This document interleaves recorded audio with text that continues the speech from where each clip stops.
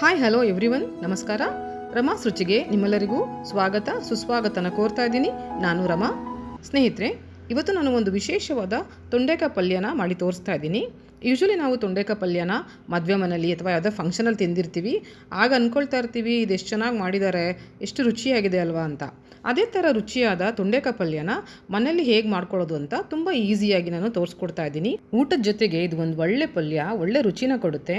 ಇದು ಮುದ್ದೆ ಸಾರು, ಅನ್ನ ಸಾಂಬಾರು, ಅನ್ನ ತಿಳಿ ಸಾರು ಅಥವಾ ಚಪಾತಿ ಯಾವುದಕ್ಕಾದ್ರೂ ನೀವು ಇದನ್ನು ಕಾಂಬಿನೇಷನ್ ಆಗಿ ತಿನ್ಬೋದು. ಅಷ್ಟು ರುಚಿಯಾಗಿರುತ್ತೆ. ಸೊ ನಾವು ತೊಂಡೆಕಾಯಿ ತೊಗೊಳ್ಬೇಕಾದ್ರೆ ಯಾವಾಗಲೂ ಈ ಥರ ಹಸಿರಾಗಿರೋಂಥ ತೊಂಡೆಕಾಯಿನೇ ತೊಗೋಬೇಕು. ಕೆಂಪುಗಾಗಿರುತ್ತಲ್ಲ ಆ ಥರ ತೊಂಡೆಕಾಯಿನ ತೊಗೋಬೇಡಿ, ಅದು ಪಲ್ಯಕ್ಕೆ ಚೆನ್ನಾಗಿರೋದಿಲ್ಲ. ಹಾಗಿದ್ರೆ ಬನ್ನಿ ಈ ರುಚಿಯಾದ ತೊಂಡೆಕಾಯಿ ಪಲ್ಯನ ಮಾಡುವ ವಿಧಾನನ ತಿಳ್ಕೊಳ್ಳೋಣವಾ. ಮೊದಲಿಗೆ ನಾನಿಲ್ಲಿ ಅರ್ಧ ಕೆಜಿಯಷ್ಟು ತೊಂಡೆಕಾಯಿನ ತೊಗೊಂಡಿದ್ದೀನಿ. ಈಗ ಅದನ್ನು ಸಣ್ಣದಾಗಿ ಕಟ್ ಮಾಡ್ಕೊಳ್ತಾ ಇದ್ದೀನಿ. ಕೆಲವರು ಇದನ್ನು ಉದ್ದುದ್ದ ಕಟ್ ಮಾಡಿನೇ ಹಾಗೆ ಕುಕ್ಕರಲ್ಲಿ ಬೇಯಿಸಿ ಮಾಡ್ತಾರೆ. ನಾನು ಇದನ್ನು ಕುಕ್ಕರಲ್ಲಿ ಬೇಯಿಸ್ತಾ ಇಲ್ಲ. ನೋಡಿ, ಈ ಥರ ಸಣ್ಣದಾಗಿ ಕಟ್ ಮಾಡ್ಕೊಂಡಿದ್ದೀನಿ. ಈಗ ಒಗ್ಗರಣೆಗೆ ರೆಡಿ ಮಾಡ್ಕೊಳ್ಳೋಣ. ಒಂದು ಪ್ಯಾನ್ನ ಬಿಸಿ ಮಾಡಿಕೊಂಡು ಒಂದು 2 ಸ್ಪೂನ್ ಅಷ್ಟು ಎಣ್ಣೆನ ಬಿಸಿ ಮಾಡ್ಕೊಂಡಿದ್ದೀನಿ. ಎಣ್ಣೆ ಬಿಸಿ ಆದಮೇಲೆ ಸ್ವಲ್ಪ ಸಾಸಿವೆ ಹಾಕಿದ್ದೀನಿ.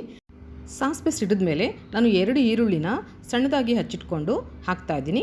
ಇದನ್ನು ನಾವು ಹೊಂಬಣ್ಣ ಬರೋವರೆಗೂ ಫ್ರೈ ಮಾಡ್ಕೋಬೇಕು. ಇದನ್ನು ಸ್ವಲ್ಪ ಬಾಡಿಸ್ಕೊಂಡ್ಮೇಲೆ ನಾನು ಸ್ವಲ್ಪ ಶುಂಠಿ ಹಾಗೂ ಸ್ವಲ್ಪ ಬೆಳ್ಳುಳ್ಳಿನ ಸಣ್ಣದಾಗಿ ಹಚ್ಕೊಂಡು ಸೇರಿಸ್ತಾ ಇದ್ದೀನಿ. ನೀವಿಲ್ಲಿ ಬೇಕಾದರೆ ಶುಂಠಿ ಬೆಳ್ಳುಳ್ಳಿ ಪೇಸ್ಟನ್ನು ಸಹ ಹಾಕ್ಕೋಬೋದು. ಈಗ ನಾನು 2 ಒಣಮೆಣಸಿನ್ಕಾಯಿನ ಹಾಕ್ತಾ ಇದ್ದೀನಿ. ಇದನ್ನು ಸ್ವಲ್ಪ ಬಾಡಿಸ್ಕೊಂಡಾದಮೇಲೆ ನಾನು ಇಲ್ಲಿ ಸ್ವಲ್ಪ ಕರಿಬೇವಿನ ಸೊಪ್ಪನ್ನು ಹಾಕ್ತಾ ಇದ್ದೀನಿ.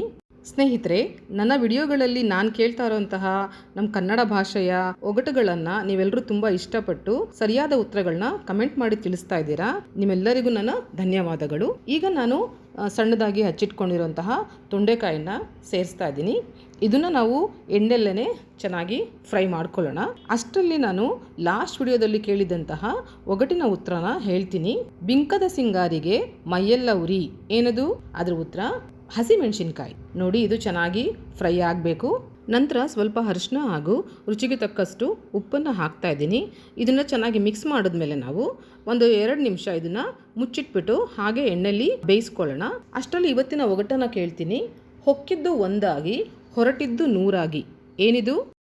ನಿಮಗೆ ಉತ್ತರ ಗೊತ್ತಿದ್ರೆ ಕಮೆಂಟ್ ಮಾಡಿ. ಇಲ್ಲ ಅಂದರೆ ಮುಂದಿನ ವಿಡಿಯೋದಲ್ಲಿ ನಾನು ಸರಿಯಾದ ಉತ್ತರನ ಹೇಳ್ತೀನಿ.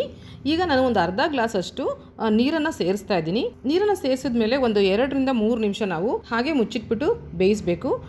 ನೋಡಿ, 2 ನಿಮಿಷ ಆದಮೇಲೆ ಇದು ಕರೆಕ್ಟಾಗಿ ಬೆಂದಿದೆ. ಏನು ಗೊತ್ತಾ ಸ್ನೇಹಿತರೆ, ತೊಂಡೆಕಾಯಿನ ನಾವು ನಮ್ಮ ಆಹಾರದಲ್ಲಿ ಬಳಸ್ತಾ ಇದ್ದರೆ ಇದ್ರದ್ದು ಆರೋಗ್ಯಕರವಾದಂಥ ಉಪಯೋಗಗಳು ತುಂಬಾ ಇದೆ. ಹೇಳಬೇಕು ಅಂದರೆ ಡಯಾಬಿಟಿಕ್ ಪ್ರಾಬ್ಲಮ್ ಇರೋರು, ಹೈಪರ್ ಟೆನ್ಷನ್ ಇರೋರು ಆ್ಯಂಡ್ ಒಬೆಸಿಟಿಗೂ ಕೂಡ ಇದು ತುಂಬ ಒಳ್ಳೆಯದು. ಮಕ್ಳಿಗಂತೂ ಈ ಥರ ತರಕಾರಿ ಪಲ್ಯಗಳನ್ನ ನಾವು ತಿನ್ನೋದನ್ನು ರೂಢಿ ಮಾಡಿಸ್ಬೇಕು. ನಂತರ ಇದಕ್ಕೆ ಒಂದು ಅರ್ಧ ಸ್ಪೂನ್ ಚಿಲ್ಲಿ ಪೌಡರ್, ಅರ್ಧ ಸ್ಪೂನ್ ಧನಿಯಾ ಪೌಡರ್ ಹಾಗೂ ಅರ್ಧ ಸ್ಪೂನ್ ಜೀರಿಗೆ ಪೌಡರ್ನ ಹಾಕ್ತಾ ಇದ್ದೀನಿ. ನೋಡಿ, ನೀವಿಲ್ಲಿ ಖಾರಕ್ಕೆ ಎಷ್ಟು ಬೇಕೋ ಅಷ್ಟು ಚಿಲ್ಲಿ ಪೌಡರ್ನ ಆ್ಯಡ್ ಮಾಡ್ಕೊಳ್ಳಿ. ಇದನ್ನು ಚೆನ್ನಾಗಿ ಮಿಕ್ಸ್ ಮಾಡೋಣ. ಇದಕ್ಕೆ ಮತ್ತೆ ನಾವು ಎಕ್ಸ್ಟ್ರಾ ನೀರನ್ನು ಹಾಕೋದೇನು ಬೇಡ. ಉಪ್ಪನ್ನು ಬೇಕಾದರೆ ಸ್ವಲ್ಪ ಚೆಕ್ ಮಾಡ್ಕೊಳ್ಳಿ. ಉಪ್ಪು ಕಡಿಮೆ ಅನಿಸಿದ್ರೆ ನೀವು ಸ್ವಲ್ಪ ಉಪ್ಪನ್ನು ಆ್ಯಡ್ ಮಾಡ್ಕೊಳ್ಳಿ. ಕೊನೆಯದಾಗಿ ಇದಕ್ಕೆ ನಿಂಬೆಹಣ್ಣಿನ ರಸ, ಕೊತ್ತಂಬರಿ ಸೊಪ್ಪು ಹಾಗೆ ಕಾಯಿ ತುರಿನ ಸೇರಿಸ್ತಾ ಇದ್ದೀನಿ. ನೋಡಿದ್ರಾ, ರುಚಿಯಾದ ತೊಂಡೆಕಾಯಿ ಪಲ್ಯ ರೆಡಿ ಆಯಿತು. ಎಷ್ಟು ಸಿಂಪಲ್ ಅಲ್ವಾ ಮಾಡೋದು. ಬಿಗಿನರ್ಸ್ ಇದ್ದರೆ, ಬ್ಯಾಚುಲರ್ಸ್ ಇದ್ದರೆ ನೀವು ಕೂಡ ಟ್ರೈ ಮಾಡಿ.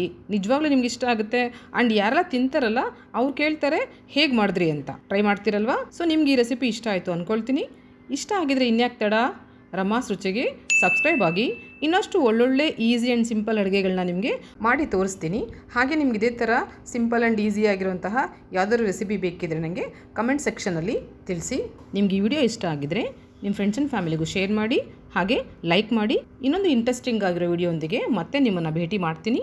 ಕೊನೆಯದಾಗೊಂದು ಮಾತು, ಆಹಾರ ಸರಿ ಇದ್ದರೆ ಯಾವುದೇ ಔಷಧಿನೂ ಬೇಕಿಲ್ಲ. ಆಹಾರ ಸರಿ ಇಲ್ಲ ಅಂದರೆ ಯಾವುದೇ ಔಷಧಿನೂ ಕೆಲಸ ಮಾಡಲ್ಲ. ಸೊ ಚೆನ್ನಾಗ್ತೀನಿ, ಖುಷಿಯಾಗಿರಿ. Thank you for watching.